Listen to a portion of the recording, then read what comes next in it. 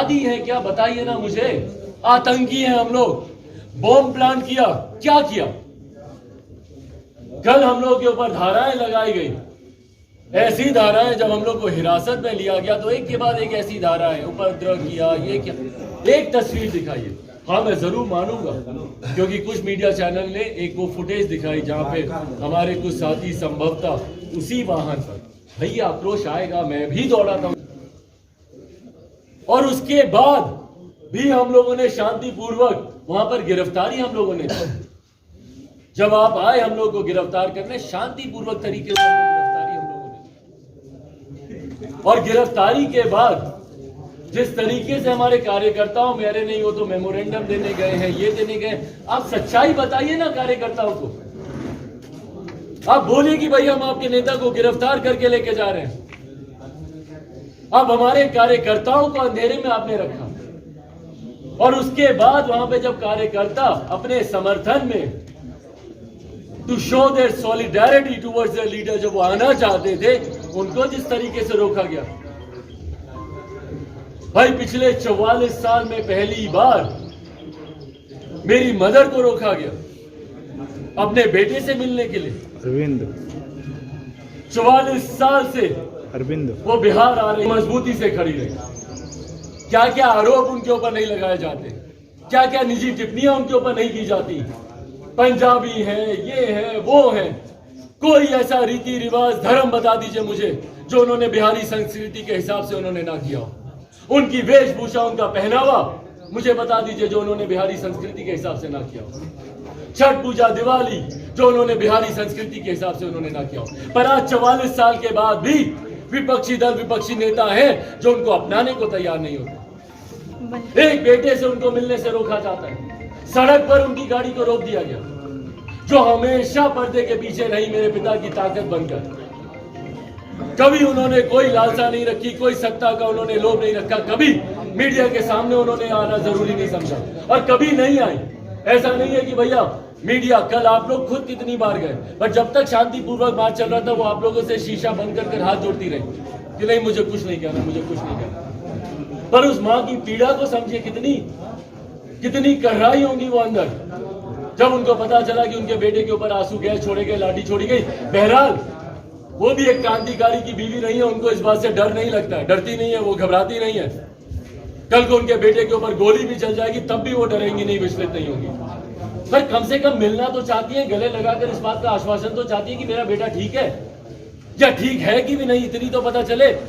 उनको police station तक नहीं आने दिया जा रहा, वहां पर रोका जा रहा है, जानकारी नहीं दी जा रही कि उनके बेटे को कहां लेकर जाया जा रहा है। और उसके बाद जब हम लोग पुलिस स्टेशन गए, वहां पर जाकर आपके तमाम नियम, कायदे, कानून का हम लोगों ने पाला। हम लोग नहीं मानते कि हम लोग पे लगनी चाहिए, वो हम लोगों ने उसको रिजेक्ट की, हम लोग को हिरासत में लिया गया, हम लोग बाहर आए।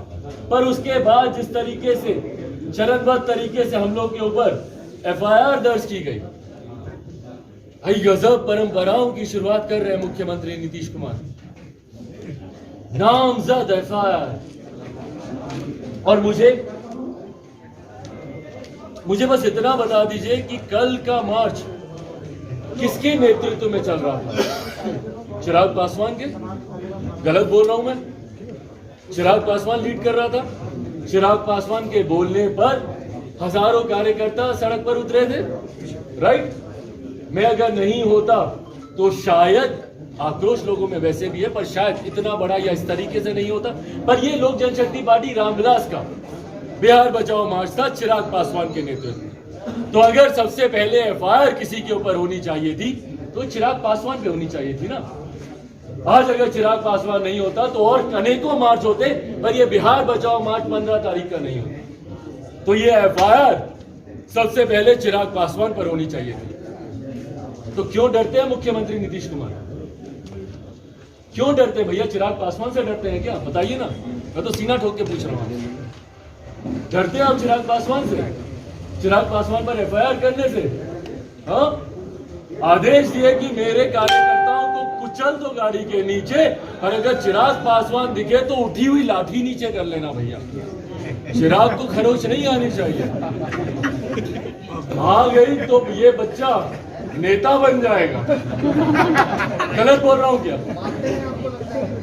हाँ, डर की पराकाष्ठा देखिए कि हमारे तमाम नेताओं पर नाम ढूंढ ढूंढ कर हमारे नेताओं पर अतः अनुरोध है कि संजय पासवान, प्रधान महासचिव लोक जनशक्ति पार्टी, रामविलास 221 ए श्री कृष्णापुरी चिल्ड्रन पार्क के नजदीक पूरा, मतलब अली गली में कोई इन्होंने नल जल भी लगाया होता तो उसका भी परिचय दे देते कि वहां बोरिंग रोड पटना, वहां पर संजय पासवान, डॉक्टर शहनवाज अहमद कैफी राष्ट्रीय महासचिव 7वें नंबर पर वेद प्रकाश पांडे, युवा लोजपा के प्रदेश अध्यक्ष 8वें नंबर पर राजेश भट्ट प्रदेश प्रवक्ता, सभी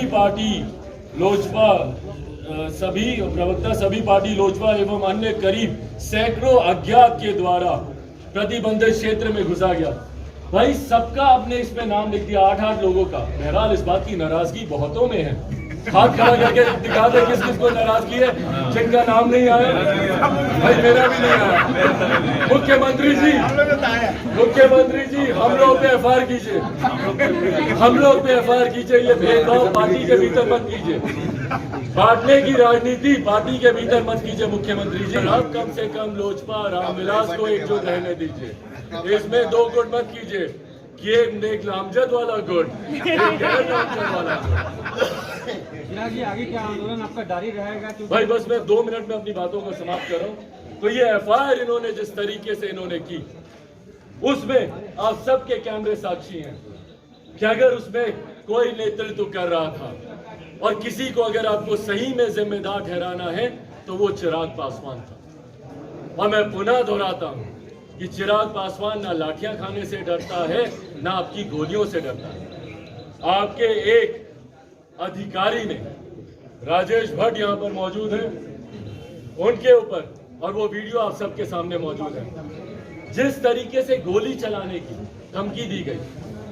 भाई प्रशासन के लोग इस तरीके से, हम लोग को डाक बंगला चौक पर हम लोग को बोल दिया गया था कि हम लोग आपके ऊपर बल का प्रयोग करेंगे। मैंने उस वक्त भी इस बात को मैंने उजागर किया था, मैंने प्रोटेस्ट किया था कि भैया शांतिपूर्वक हम लोग चल रहे हैं, आप क्यों अभी से बोल रहे हैं बल का प्रयोग? कहीं ना कहीं आप लोग मन बनाकर आए कि आपको बल का उपयोग करना है।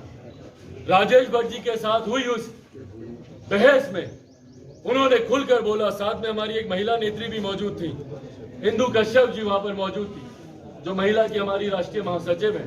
उनके सामने बोलते हैं कि भैया गोली चला देंगे, तो चलाइए मुख्यमंत्री जी, सीना तान कर।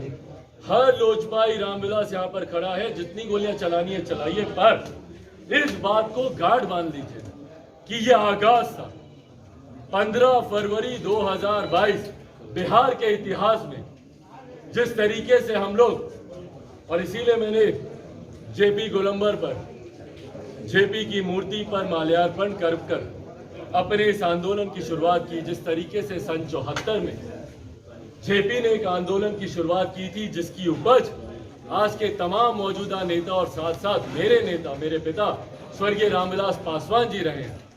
और उस वक्त मुझे ताज्जुब ये होता है कि मौजूदा मुख्यमंत्री खुद छात्र आंदोलन से निकल कर आए, या कहा यही जाता है, मैं उस वक्त जीवित नहीं था, मेरा जन्म नहीं हुआ था, मुझे नहीं पता, पर कहा जाता है कि वो छात्र आंदोलन से निकल कर आए, छात्र राजनीति उन्होंने की, और आज आप खुद छात्रों पर लाठियां चलवा रहे हैं। जिस व्यक्ति ने अगर खुद लाठी खाई होती तो उसकी पीड़ा को समझता।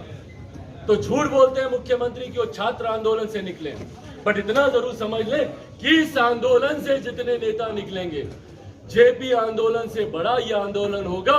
और बिहार में बदलाव की नींव 15 फरवरी 2022 ने रख दी है, जो अगले मध्यावधि चुनाव में मुख्यमंत्री नीतीश कुमार जी को सत्ता की कुर्सी से बेदखल कर बिहार फर्स्ट, बिहारी फर्स्ट की सरकार बनाकर ही दम लेगी। से भूल सकते हैं आरआरबी एनटीपीसी के छात्रों के ऊपर चली लाठियां कमरों से घसीट कर बाहर निकाला। एसटीईटी के छात्र अभी तक अपनी मांगों को लेकर, ममता आशाकर्मी जिनकी सेवाएं आप निरंतर लेते हैं, चुनाव में उनको भी अपना वोट बैंक आप मानते हैं मुख्यमंत्री नीतीश कुमार जी, और अगले 5 साल उनकी मांगों को आप पूरा नहीं करते। 4 साल जिनकी सेवाएं ली, 1,14,000 वो वोट सचिव, 4 साल तक उनकी सेवा आपने ली और आज दूध में से मक्खी की तरह आपने निकाल दिया। अंबेडकर छात्रावास टारगेट किया जा रहा है, अनुसूचित जाति के लोगों को चुन चुनकर मारा जा रहा है। क्यों? क्योंकि भाई योजना भी आप ही की है, कि कोई दलित मरेगा, हत्या होगी तो सरकारी नौकरी देंगे। अब सरकारी नौकरी आप दे नहीं दे, पर हत्या जरूर करवाएंगे। न्यूज के माध्यम से पता चला कि वो राजभवन अपना इस्तीफा देने जा रहे हैं। इतनी गोपनीयता बरती गई। तो अब जब वो वापस महागठबंधन में जाएंगे तो यकीन मानिए एक शाम को ऐसी ही तस्वीर राजभवन में उनका काफिला जाते हुए दिखेगी, और अगले दिन सुबह संभवतः अगर उन्होंने कोई और जोड़ तोड़ कर लिया, क्योंकि कुर्सी के बिना तो मुख्यमंत्री रह नहीं सकते, कर लिया हो तो फिर एक बार शपथ लेते हुए दिखेंगे। तभी 15 साल में 5 बार शपथ लिए हुए, ऐसे ही जोड़ तोड़ करते हैं। चुनाव में अगर ऐसी परिस्थिति आई, जैसे आप कह रहे हैं मध्यावधि चुनाव, अगर ऐसी परिस्थिति आई कि जदयू के साथ अगर सरकार बनाने की अगर नौबत आई, तो क्या चिराग पासवान जाएंगे? आपको लगता है मैं जाऊंगा? भाई मैं चिराग पासवान हूँ, नीतीश कुमार नहीं। मिट्टी में मिल जाऊंगा, भाजपा के साथ नहीं जाऊंगा। मंदिर लोकतंत्र का, वहां पर खड़े होकर उनके पैर जिस जगह पे थे वो लोकतंत्र का मंदिर है। जो व्यक्ति मंदिर में खड़े होकर झूठी शपथ खा सकते हैं, तो भाई वो कुर्सी के लिए कुछ भी कर सकते हैं। पर मैं नीतीश कुमार नहीं हूं, मैं चिराग पासवान हूं। डंके की चोट पर आप लोग भी कई बार मीडिया रिपोर्टिंग में मुझ पर तंज भी कसे जाते हैं, मेरा मजाक भी उड़ाया जाता है, कहा जाता है कि बेवकूफ़ी भरा निर्णय मेरा। सत्या के साथ रहते, मलाई खाते, मान जाते, समझौता कर लेते तो खुद आज मंत्री बने होते, दर दर भटक नहीं रहे होते। मेरी लड़ाई बिहार पर नाश करने की है, बिहार पर राज करने की नहीं। और जो लोग बिहार पर राज करने के लिए लड़ रहे हैं वो ऐसे अलोकतांत्रिक तरीकों का इस्तेमाल करते हैं, लाठी चलाने का। मैं बिहार पर नाश करने की लड़ाई लड़ रहा हूँ और मैं लड़ता रहूँ। हम लेटेस्ट खबरों को सबसे पहले देखने के लिए सब्सक्राइब करें डिजिटल न्यूज 20।